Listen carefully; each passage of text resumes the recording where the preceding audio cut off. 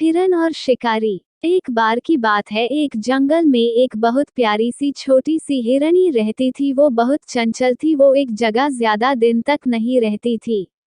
दूसरों हिरनों की तरह उसको झुंड में रहना बिल्कुल भी पसंद नहीं था, इसी कारण वो सारा दिन इधर उधर घूमती रहती थी। एक दिन वो हिरनी घूमते घूमते नदी किनारे आ पहुंची। उसने सोचा कि अब वो बहुत थक चुकी है, अब वो थोड़ा पानी पीकर वही किनारे पर आराम कर ले। तभी एक शिकारी झाड़ियों के पीछे से छुपकर उस हिरन को देख लिया। जैसे ही हिरनी ने शिकारी को देखा, वो बहुत बुरी तरह से डर गई थी। शिकारी को देखकर हिरनी वहां से भागना शुरू कर दी। कुछ दूर जाने के बाद हिरनी को एक मकई के पेड़ का खेत दिखा। उसने सोचा कि इसके पहले शिकारी आकर मेरा शिकार कर ले तो उससे पहले ही मुझे इस खेत में जाकर छुप जाना चाहिए और शिकारी मुझे देख नहीं पाएगा और मैं बच जाऊंगी। और इतना कहकर हिरन मकई के पेड़ के खेत में जा छुपी थी।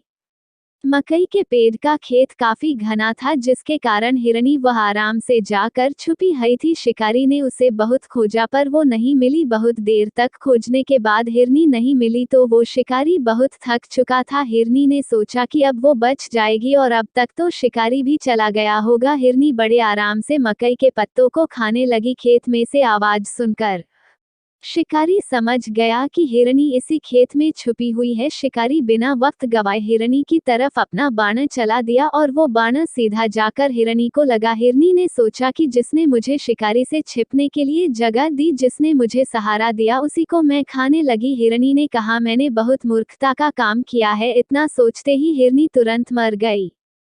जिसने हमारे लिए मुश्किल वक्त में साथ दिया है, हमें कभी भी उसको नुकसान नहीं पहुंचाना चाहिए। दोस्तों, आपको ये कहानी कैसी लगी मुझे कमेंट में जरूर बताएं। चैनल को सब्सक्राइब जरूर करें। धन्यवाद।